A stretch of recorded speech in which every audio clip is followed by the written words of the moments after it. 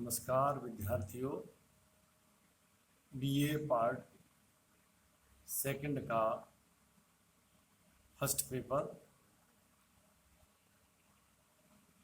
जिसमें प्रमुख राज्य व्यवस्थाएं के अंतर्गत हम ब्रिटेन के अभिशमों के बारे में आज अध्ययन करेंगे।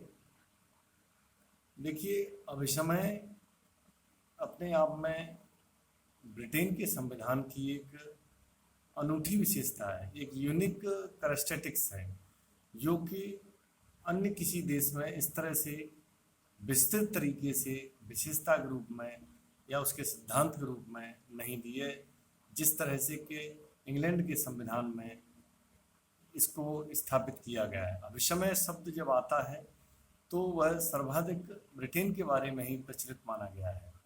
अभिशमय कन्वेंशंस जिसे बोलते हैं, यह परंपराओं का ही रूप है। ये वह अलिखित लेख हैं जो कि सरकार को चलाने में या शासन को चलाने में, वहाँ की संसद को चलाने में, वहाँ के प्रधानमंत्री के द्वारा जो कार्य किए जाते हैं, वहाँ की संसद एवं वहाँ की कॉमन सभा, लॉर्ड सभा को चलाने का जो तरीका है, या वहाँ जो कानून बनाए जाते हैं, अब तक जो बनाए गए हैं, वो सब मैक्सिमम अभिशमयों के आधार पर ही बनाए गए हैं, क्योंकि वहाँ जो अलिखित स्वरूप है संविधान का, वह परंपराओं पर आधारित है और उनका प्रलेख कहीं इतना ज़्यादा दिया नहीं है। 1215 के मैग्ना कार्टा के अलावा और जो भी एक्ट वगैरह बने हैं उनका वर्णन, लेकिन संवैधानिक दृष्टि से लिखित स्वरूप ऐसा कुछ भी दिखाई नहीं देता है। लेकिन अभिशमय जो हैं वो ब्रिटेन के लिए एक विलक्षण विशेषता को निर्धारित करते हैं।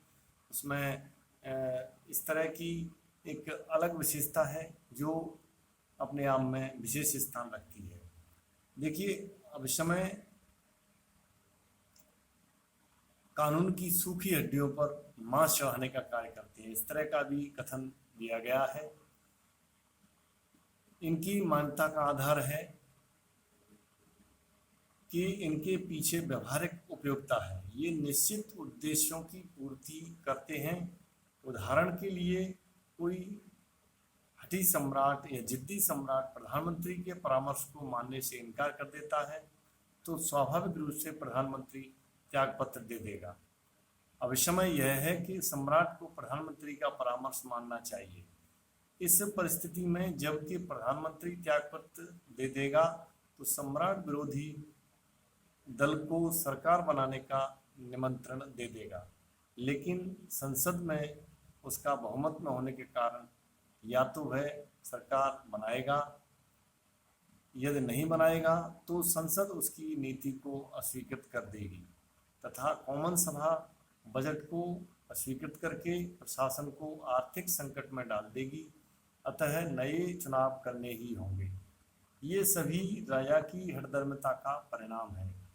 इस गर्मा गर्मी से हो सकता है कि राजपद ही समाप्त कर दिया जाए या राजा का सिर ही उड़ा दिया जाए।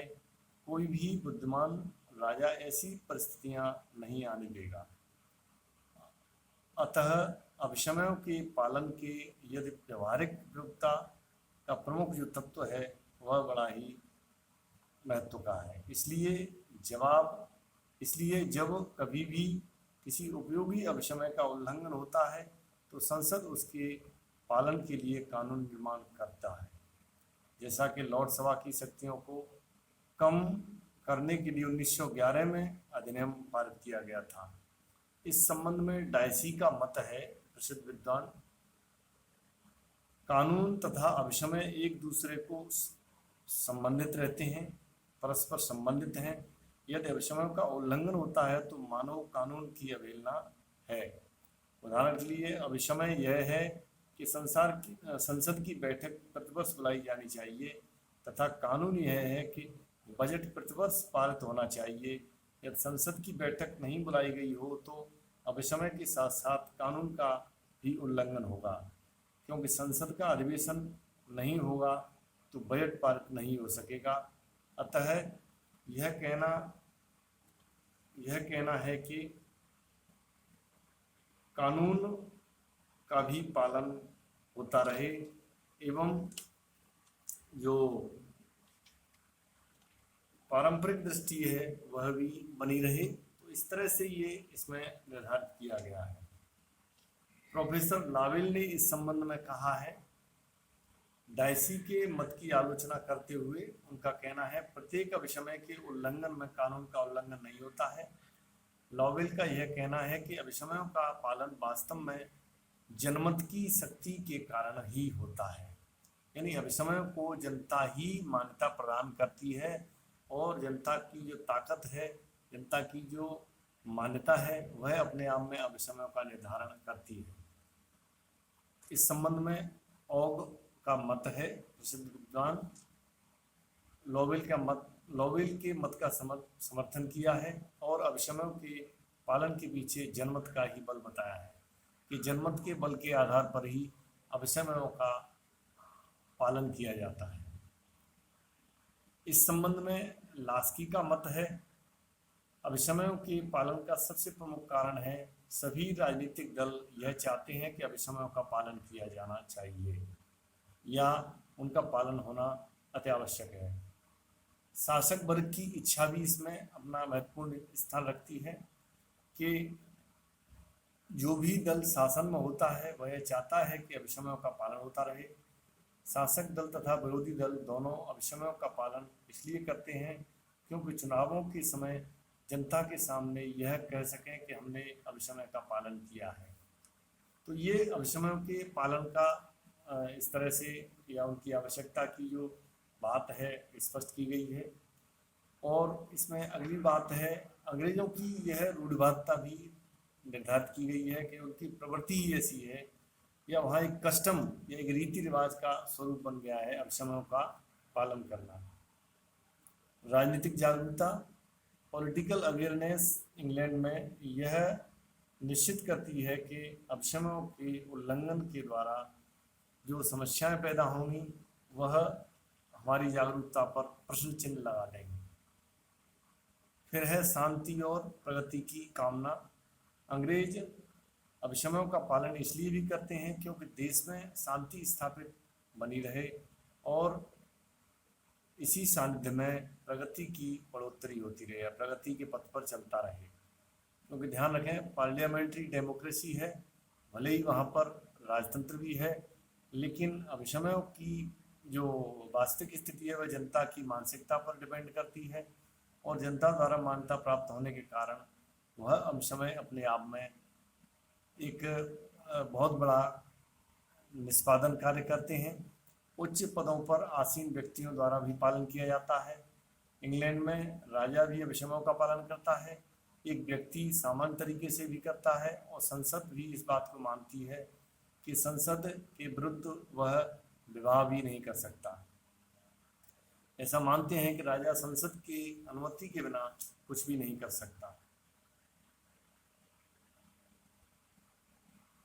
राजनीतिक कठिनाइयाँ, अभिसमयों का पालन इसलिए भी होता है क्योंकि उनके उल्लंघन से राजनीतिक कठिनाइयाँ उत्पन्न होती हैं। जैसे उदाहरण के लिए 1909 में लॉर्ड सभा ने उदार दल की सरकार का बजट अस्वीकार कर दिया, तो लॉर्ड सभा की शक्तियों को कम करने के लिए 1911 का अधिनियम पारित किया गया था। फिर है मनोवैज्ञानिक स्थिति। अंग्रेजों का स्वभाव इस प्रकार का बन गया है कि वे अभिसमयों का उल्लंघन करने से डरते हैं। देखिए, वहाँ अभिसमयों के पालन का जो नैतिक दायित्व अंग्रेजों ने अपने आप में स्वीकार किया है, नैतिक जिम्मेदारी के रूप में, कि हमें ये कानून का ही रूप मान करके और पालन करने हैं। इस प्रकार हम देखते हैं कि अभिसमयों के पालन के अनेक कारण इस तरह से बताए जा सकते हैं जो कि बहुत ही महत्वपूर्ण हैं। ये अभिसमय अपने आप में एक विशेष स्थान रखते हैं। फिर है अभिसमयों का महत्व। संसदीय शासन प्रणाली में अभिसमयों का विशेष महत्व या स्थान रहता है, जिसके अंतर्गत संसदीय शासन प्रणाली की स्थापना की जाती है। इंग्लैंड में संसदीय शासन प्रणाली अभिसमयों के आधार पर ही स्थापित की गई।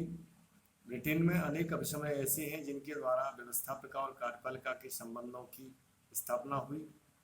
संसदीय शासन प्रणाली में सभी मंत्री संसद के प्रति व्यक्तिगत और सामूहिक रूप से उत्तरदायी होते हैं। संसद में किसी विधेयक पर हार हो जाने पर प्रधानमंत्री को त्यागपत्र देना होता है, क्योंकि अगर संसद में बहुमत नहीं है तो त्यागपत्र देना पड़ेगा, त्यागपत्र देना पड़ेगा तो उस अभिसमय की पालना सुनिश्चित की जाएगी।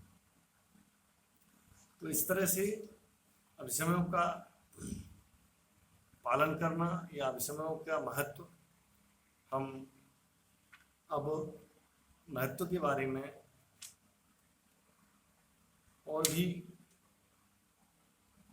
बिंदु हैं, उनको हम कल के व्याख्यान में करेंगे। धन्यवाद।